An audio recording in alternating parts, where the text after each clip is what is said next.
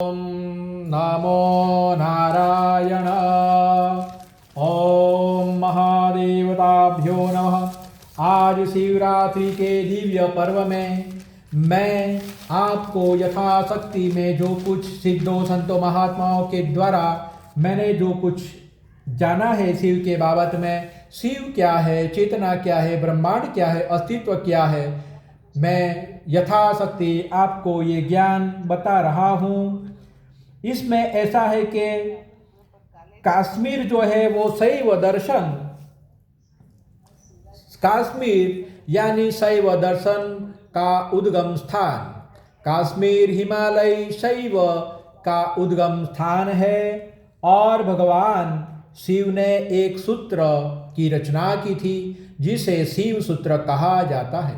ये शिव सूत्र हजारों और लाखों सालों से, कई युगों से किसी गुप्त जगह पर सुरक्षित थे। भगवान महादेव ने, भगवान शिव ने करीबन ईस्वी सन 9वीं सदी में एक महादेव के उपासक, साधक और ऋषि वसुगुप्त को स्वप्न में दर्शन दिया है। स्वप्न में महादेव ने कहा, हे वसुगुप्त, ये शंकराचार्य जो पर्वत है उसकी नील शिला के नीचे मैंने कुछ सूत्र लिख के रखे हैं। तुम ये सूत्र ले आओ और उसको समाज के लोगों का कल्याण के लिए इसे प्रचलित करो। वसुगुप्त ऋषि वो शिला के नीचे जाते हैं और वहाँ से ताम्र पत्र में और दूसरे भोजपत्र में बनाया हुआ एक ग्रंथ मिलता है।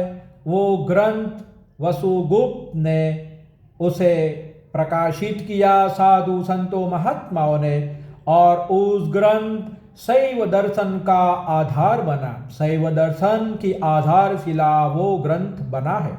वो ग्रंथ भगवान महादेव का है। ये शैव दर्शन ईस्वी सन 900 से आज तक चला आया है। शिव सूत्र में क्या कहा है महादेव ने, वो समझने के लिए मैं आपको कुछ कह रहा हूँ। शिव सूत्र की बात करते हैं तो शिव सूत्र में तत्व ज्ञान है, परमाणु, अणु और पदार्थ का ज्ञान है। इसमें अभी का जो साइंस है, क्वांटम फिजिक्स, ये सभी उसमें सम्मिलित है। इसमें कहा गया है कि सत्य जो है वो एक ही है और उसे बहुत सारे विद्वान अलग अलग तरीकों से कहते हैं। एकम सत विप्रा बहुधा वदन्ति, सत्य एक ही है और उसे ऋषिवर, मुनिवर, पंडितों ने अलग अलग तरीकों से कहा है।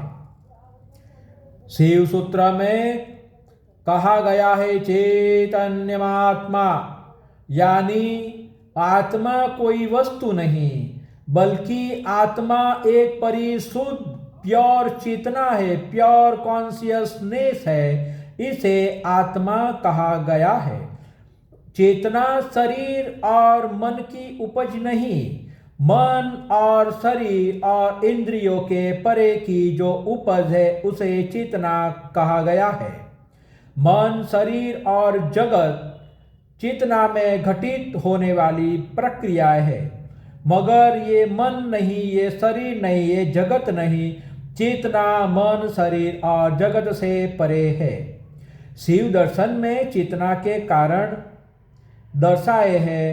चेतना के कारण तो है, मगर वो किस प्रकार वर्क करती है वो हम जब साधना आराधना में डीप में चले जाते हैं तब हमें पता लगता है। क्योंकि शरीर के स्तर, मन के स्तर और इंद्रियों के स्तर से हम ये शुद्ध परिशुद्ध चेतना नहीं जान सकते, सिर्फ अनुभव कर सकते हैं, मगर कहाँ से प्रकट हुई हम इसे नहीं जान सकते। हमें ये चेतना के बाबत में एक बहुत महान वैज्ञानिक मैक्स प्लैंक ने एक बात कही है, वो हम समझेंगे तो बहुत कुछ हमें समझ में आएगा। मैक्स प्लैंक ने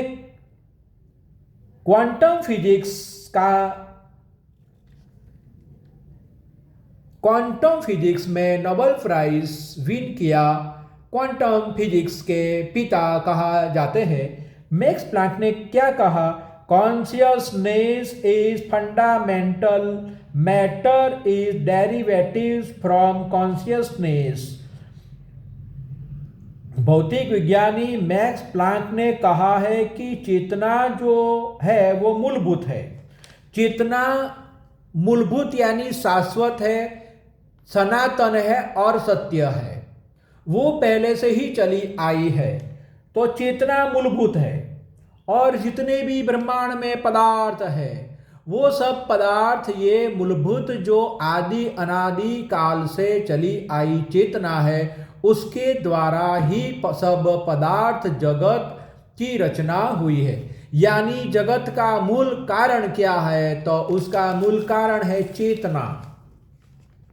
शिव सूत्र में चेतना के लिए क्या कहा गया है? चेतना, शिव सूत्र में वाइब्रेशंस की बात करते हैं, शिव सूत्र में चेतना की बात करते हैं, तो उसमें उद्यमो भैरवः यानी कहा गया है कि चेतना का जो स्पंदन है, जो कंपन है, वो ही परम तत्व है, वो ही शिव है, वो ही भैरव है। यानी शिव जो परम तत्व है, वो कोई साकार अस्तित्व नहीं, शिव कोई स्थिर सत्ता नहीं, बल्कि गतिशील और स्पंदनशील चेतना है। ये बहती रहती है। प्रवर्ता प्रतिपाते स्पंदः स्पंदनाधिपतये। चेतना की बात ऋषि ने कही है कि हर प्रकार की चेतना और अनुभव वही परम स्पंद यानी महादेव शिव से उत्पन्न होता है। यत्र शक्ति स्फुरते तत्र भैरव दृश्यते। ये बात सभी साधकों को, आराधकों को समझनी चाहिए। ध्यान आराधना साधना में बहुत ही लाभ मिलेगा। और ये पूर्ण वैज्ञानिक तरीके से ये सूत्र में कहा गया है कि चेतना में जागृत शक्ति प्रकट होती है, वहाँ परम शक्ति स्वरूप शिव का अनुभव होता है, भैरव का अनुभव होता है। शिव और भैरव अलग नहीं।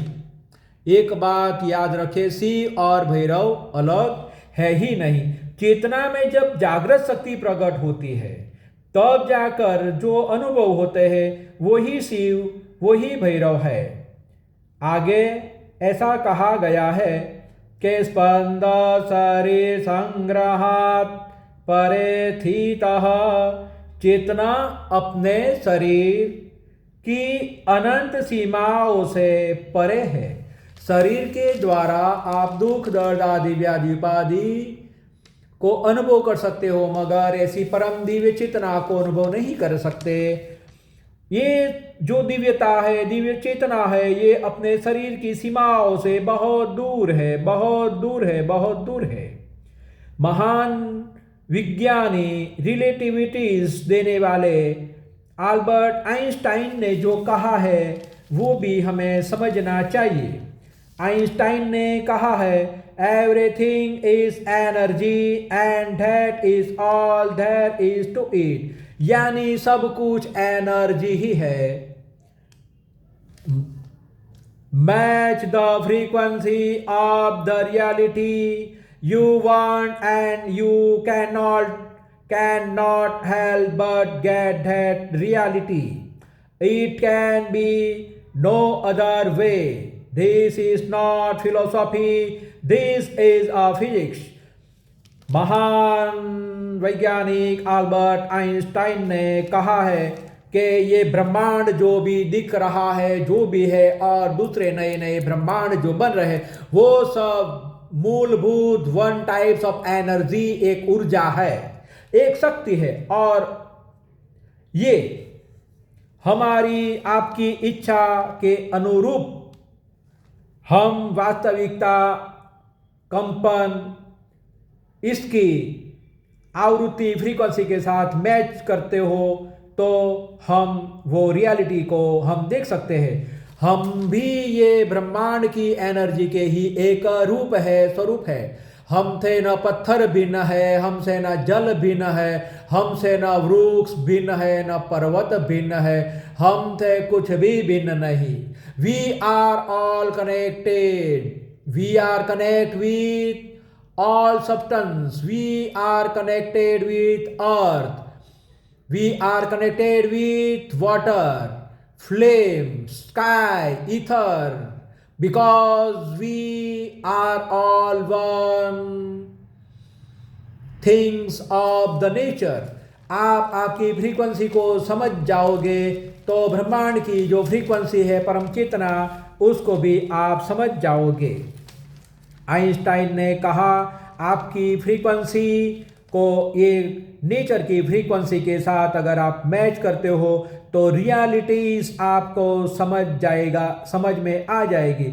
आपकी फ्रीक्वेंसी को इस रियल जो मैटर है, जो विश्व है, उसकी फ्रीक्वेंसी के साथ मैच करोगे तो रियलिटी आपको पता चल जाएगा। उसके सिवाय रियलिटी को ढूंढने का, समझने का और कोई रास्ता है ही नहीं। आइंस्टाइन ने कहा है यही परम तत्व ज्ञान है, ये फिजिक्स है और यही रिलेटिविटीज का नियम है। आइंस्टाइन ने आगे कुछ कहा है, दुनिया में हम सब रहते हैं, ये सिर्फ एक भौतिक चीज नहीं, मैटर नहीं, बल्कि विविध प्रकार की दिव्य एनर्जी के वाइब्रेशंस है। हमारा संपूर्ण अस्तित्व एनर्जी के साथ जुड़ा हुआ है और एनर्जी ही है। जब हम खत्म हो जाते हैं, हमारी मृत्यु होती है तो क्या होता है? हमें जलाया जाता है। हमारा अस्तित्व कहाँ चला जाता है हमें पता भी नहीं चलता, क्योंकि आग, एनर्जी वो आग में मिल जाती है। अगर उसे शरीर को गड्ढे में भंडार देते हैं तो मिट्टी में मिल जाता है, वो भी एनर्जी मिट्टी के साथ चली जाती है। अगर जल में डुबा दिया जाता है तो वो जल में चली जाती है, खत्म हो जाता है। एनर्जी के साथ रिलेशंस में ही रहती है। Energy is equal, energy equalities पे काम करती है। एक दूसरे अद्भुत साइंटिस्ट निकोलस टेस्ला ने कहा है, if you want to find the secrets of the universe, think in terms of energy, frequency and vibrations.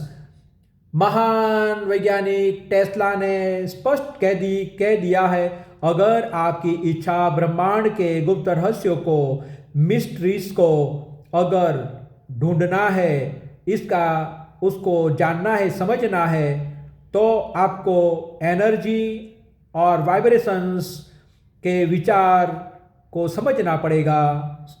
आप कंपन, वाइब्रेशन, फ्रीक्वेंसी और एनर्जी आप अगर जान लोगे तो आपको यूनिवर्स और यूनिवर्स किस तरीके से बना है वो पता चल जाएगा। ब्रिटिश क्वांटम फिजिक्स के साइंटिस्ट डेविड बोर ने कहा है, the universe is not a collection of things but a continuous process of movement. कहा गया है कि ब्रह्मांड जो है वो मैटर यानी वस्तुओं का संग्रह नहीं, बल्कि निरंतर गति करने वाली प्रक्रिया है। और वो भी सही है, हम भी एक पदार्थ है, समझो जीवंत पदार्थ है, मगर है तो पदार्थ। हम भी एक जगह पर ज़्यादा कितने दिन रहते हैं, कितने समय बैठ सकते हैं? नहीं, 15 मिनट, 10 मिनट, 2 मिनट, 5 मिनट हम चले जाते हैं, फिर घूमते रहते। कोई भी पदार्थ घूमता है, कोई भी अलाइव चीज घूमती रहती है, बढ़ती रहती है, उसका उत्सर्जन, उसका स्थिरता और उसका अंत होता है।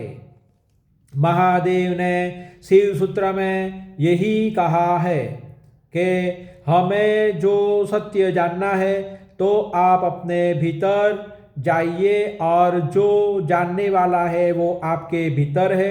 वो जानने वाला जो है वो रियल ज्ञाता है। रियलिटी में जो ज्ञाता है वो क्या है? वो हमारे भीतर ही एक परम चेतना है जो हमारे हार्ट के साथ, हमारे सोल के साथ कनेक्शन में है। जो ये एनर्जी को जानते हैं और एनर्जी के फ्रीक्वेंसी को समझते हैं, वो ही लोग शिव को समझते हैं और शिव को जान सकते हैं। क्वांटम फिजिक्स और क्वांटम मैकेनिक्स में वर्नर हाइजेनबर्ग ने नोबेल प्राइज विन किया। उसने बहुत अच्छी बात एनर्जी और फ्रीक्वेंसी के बाबत में कही है। What we observe is not nature itself, but nature exposed to our method of questioning। यानी हम जो भी ये प्रकृति, हम जो भी ये नेचर, जो मैटर जो देखते हैं वो हम जैसा देखते हैं वो ऐसा है ही नहीं। वो हमारी दृष्टि के अनुरूप है नहीं, वो बहुत कुछ अलग है और वो ही मिस्ट्रीज है। हम जो भी देखते हैं, जो भी ढूंढते हैं, जो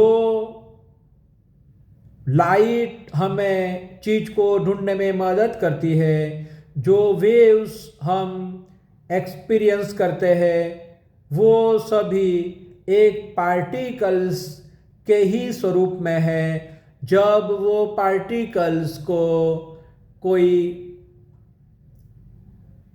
एक्टिविटीज के द्वारा इसको मैटर में भी कन्वर्ट कर सकते हो, ऐसा कहा है। तो कहा गया है कि जो भी प्रकाश है वो भी किसका बना हुआ है? कणों का बना हुआ है। और वो कण भी कैसे है? मैटर। तो प्रकाश भी मैटर का स्वरूप धारण कर सकता है और हमारे ऋषियों ने हमें ये सब बताया है। मगर अफसोस की बात है कि हम ये सब कुछ जानने की, समझने की कोशिश ही नहीं कर रहे। ये हमारा बदभाग्य है। हमें हमारे धर्मशास्त्र में पुरुष और प्रकृति क्या चीज है, शिव और शक्ति क्या चीज है, किस तरीके से शिव और शक्ति क्रिया करती है, हमें ये सब चीज जाननी चाहिए। ऑब्जर्वर इफेक्ट किसको कहते हैं? हमें जानना चाहिए। The observer alter the observe, यानी बहुत बड़ी और एक रहस्यमयी चीज बताई है। जो लोग समझते हैं वो समझ जाएंगे। The observer alters the observe. Shiv Sutra ने कहा है मुख्य 3 बात कि 3 ही मुख्य है। एक जो ऑब्जर्वर है यानी जानने वाला, जानने के बाद वो विधि जो है प्रोसेस, वो ऑब्जर्वेशंस यानी विधि करने वाला, और तीसरा जिसको वो चीज जानने में आई है वो ऑब्जर्व। हम इस तीनों में से कौन है? हम ऑब्जर्वर है या फिर ऑब्जर्व करते हैं या ऑब्जर्व है? हमें ये ढूंढना चाहिए। हम ये ढूंढ पाएंगे तो हमें परम शक्ति का ज्ञान हो जाएगा। शिव सूत्र में मुख्य जो वर्ड्स आते हैं और सबसे ज़्यादा जो कुछ कहा गया है वो 2 चीज के बाबत में कहा गया है। एक है लाइट और दूसरा कॉन्शियसनेस। 2 चीज, एक लाइट और कॉन्शियसनेस।